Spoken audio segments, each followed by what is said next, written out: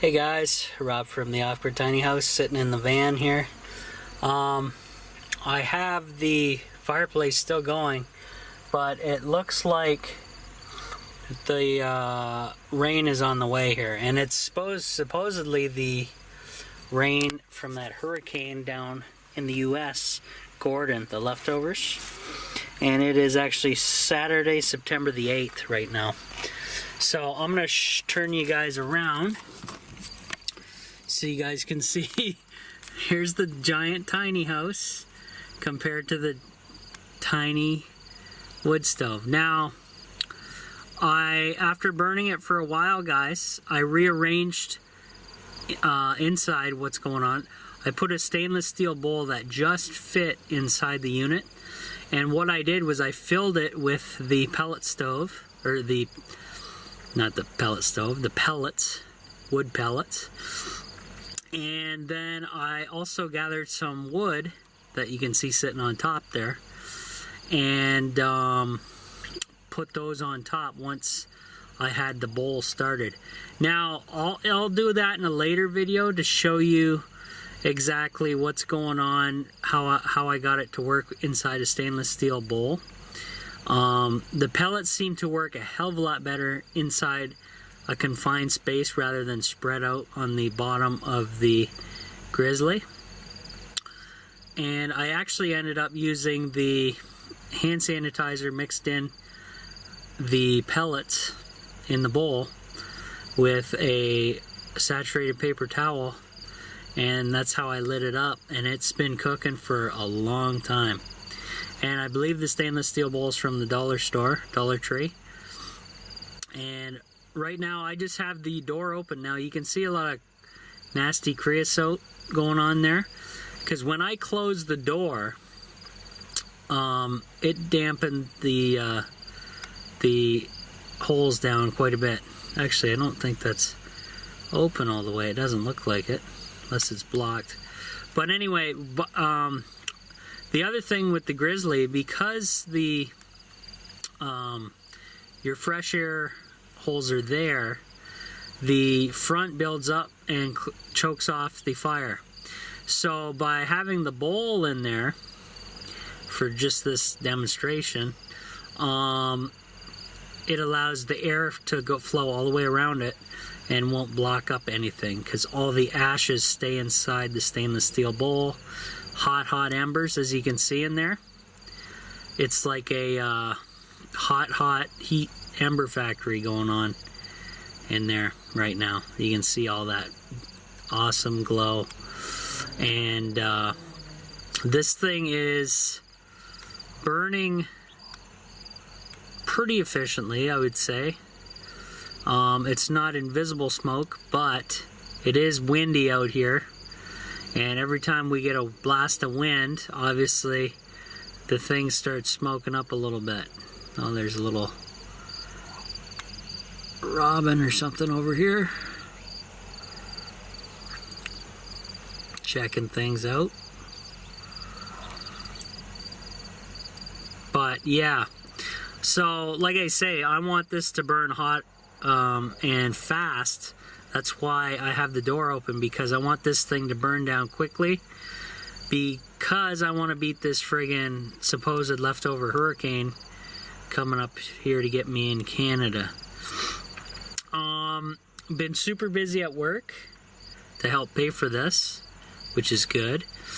And I think not next week I'll be busy, and then the week after I will have some more free time. And I think what's going to happen, guys, is if the nice weather holds out like it is right now, I think it's like 68 degrees Fahrenheit outside. If the weather holds off for me, what I'm going to do is think about possibly taking down the solar panels right up here and dismantling the angle iron, as you can see there, and filling in any holes and stuff like that. And then what I want to do, I originally wanted to put my flat panels at the other end of the trailer, to start, but I think I'm going to replace these right away because that way they're out of the way, and then I can adjust the situation inside the tiny house solar wise anyway. But I think I'm going to do that. I do need to save up for some silicone and what other material? Silicone, and I have my tape, that expensive tape for sealing the solar panels to the roof. So, but that stuff's gonna stay at my parents' house, climate controlled, because there's no way I'm leaving that tape in the tiny house over the winter. So that's gonna stay in the climate control for now. But now that we have awesome fall weather,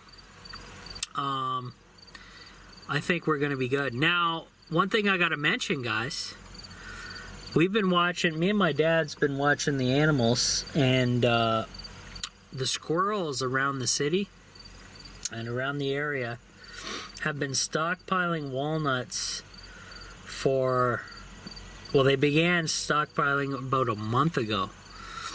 So something tells me that we're in for a long winter, because normally the animals know first before anybody else. That is for sure. It's just Mother Nature, how it works. So yeah, you can see hot white embers.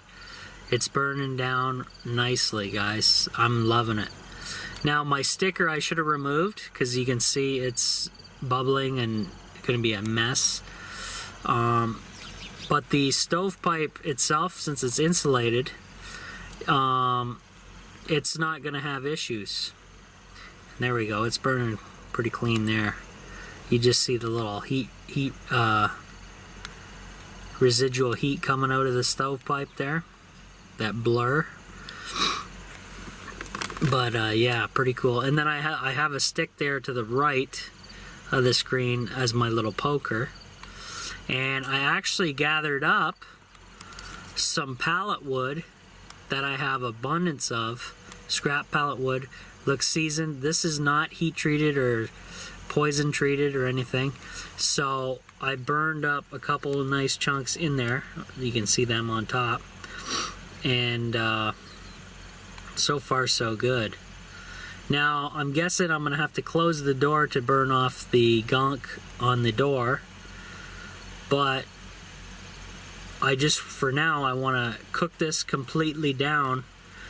That way I can basically get the stove back inside the tiny house. Oh wow, that bird's coming up nice and close to the stove for whatever reason.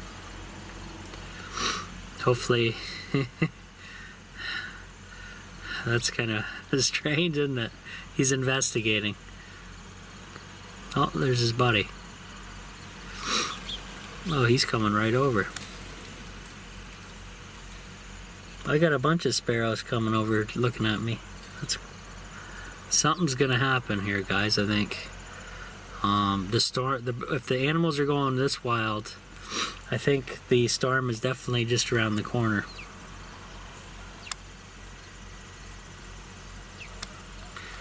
So,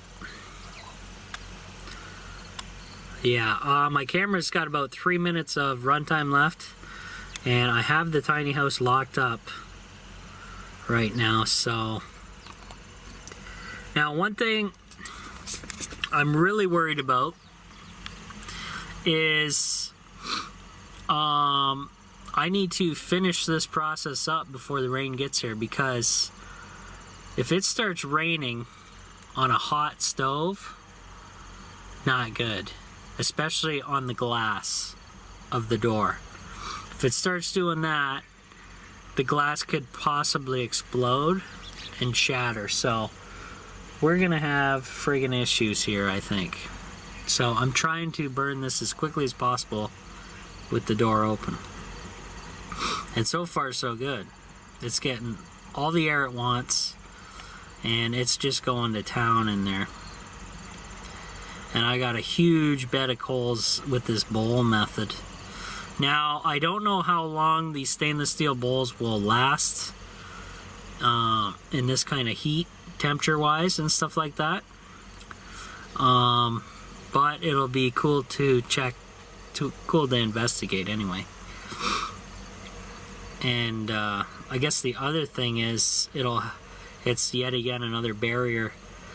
There's obviously fire bricks inside of this stove, but it's added protection from the, from the heat to the transfer through the fire bricks, and all that. So we'll see exactly what happens here. Another little bird there, sparrow.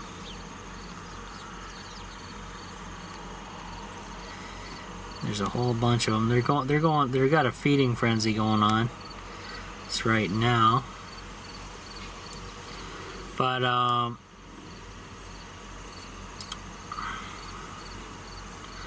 take sparrows over anything, anytime, because they're not as noisy as those other damn birds we had issues with around here. Real long-legged things, brown and white. I don't even know what they're called, but they're super annoying because of their bird call or whatever they do. But yeah, so I'm down to 1 minute, guys. I'm gonna shut the video down. I'm sure this is gonna burn off the rest of, the rest of the material in here, and I'm gonna attempt to close the door. Because I'm going to take off. I've been running back and forth between the trailer and my dad's trailer, which is next door, and back to the house. I've made 4 or 5 trips now because we're actually repairing part of the tailgate of my dad's truck. The tonneau cover is what they're called. The back is just junk. They make everything out of junk anymore. So I grabbed some aluminum angle iron out of my trailer and some of that plastic sheeting that I used for skirting around the tiny house when I was back at the other location, and got kicked off because the city thought the tiny house was, quote, blight. So here goes my battery, guys. I'll give you an update on the progress here later on. Thanks.